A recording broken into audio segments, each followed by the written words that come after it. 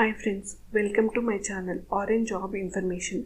ఈ ఛానల్లో మీకు latest job notification and application process గురించి ఎక్స్ప్లెయిన్ చేస్తాను. ఫ్రెండ్స్, దేశవ్యాప్తంగా ఉన్న all India institute of medical సైన్స్లో నర్సింగ్ ఆఫీసర్ జాబ్ వేకెన్సీస్ కోసం అప్లికేషన్ ఆన్లైన్లో చేసుకోవాలి. ఈ application AIIMS New Delhi NORCET 7 nursing officer recruitment common eligibility test నుండి ఎగ్జామ్స్ కండక్ట్ చేయడం జరుగుతుంది. ఎయిమ్స్ నోట్సెట్ 7 అనేది టోటల్గా ఆన్లైన్ అప్లికేషన్ ప్రాసెస్. ఈ వీడియోలో మీకు కావాల్సిన డీటెయిల్స్ అండ్ ఎగ్జామ్ డేట్స్ గురించి మీకు ఎక్స్ప్లెయిన్ చేస్తాను.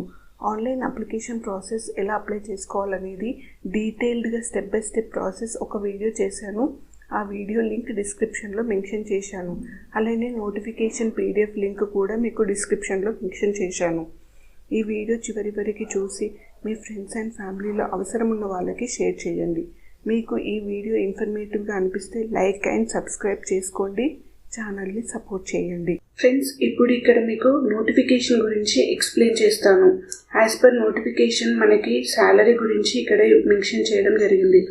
నోట్సెట్ 7 requirement of nursing officer post at 11/7 కింద ₹9,300 నుంచి 34,800 అండ్ గ్రేడ్ పే 4,600 అనేది మెన్షన్ చేయడం జరిగింది.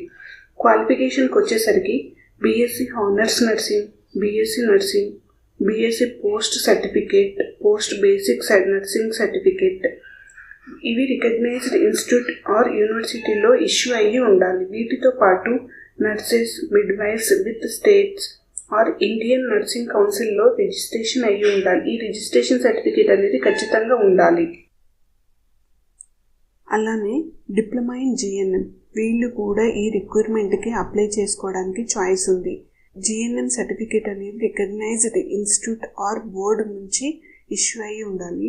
దీనితో పాటు రిజిస్ట్రేషన్ సర్టిఫికేట్ ఉండాలి.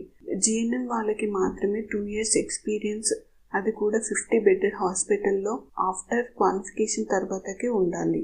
ఏజ్ లిమిట్కి వచ్చేసరికి మినిమం 18 years to 30 years ఉండాలి. ఏజ్ రిలాక్సేషన్ అనేది యాజ్ పర్ రూల్స్ ఇవి మీకు ఎక్స్ప్లెయిన్ చేస్తాను.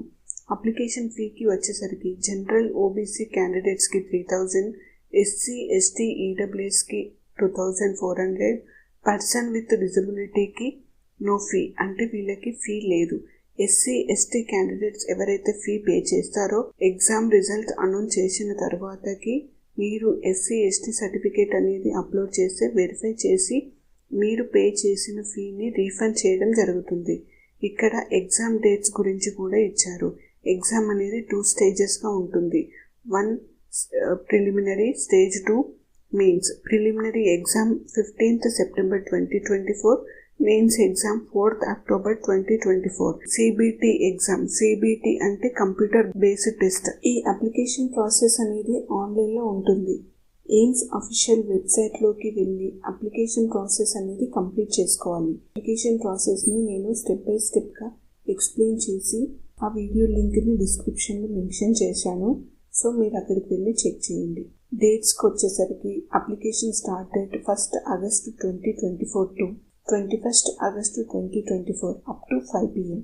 మీరు సబ్మిట్ చేసిన అప్లికేషన్లో ఏమైనా కరెక్షన్లు ఉంటే మీరు 22nd August నుంచి 24th August వరకు ఎడిట్ చేసుకోవడానికి చాయిస్ ఉంది.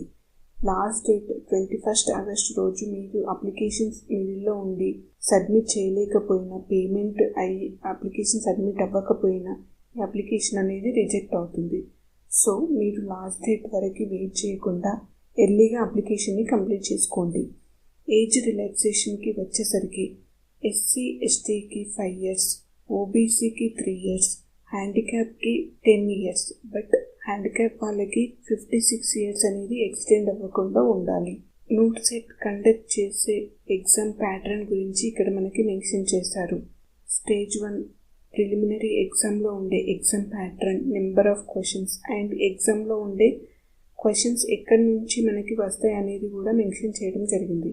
అండ్ ఎగ్జామ్లో నెగిటివ్ మార్క్స్ కూడా ఉంటుందని మెన్షన్ చేశారు.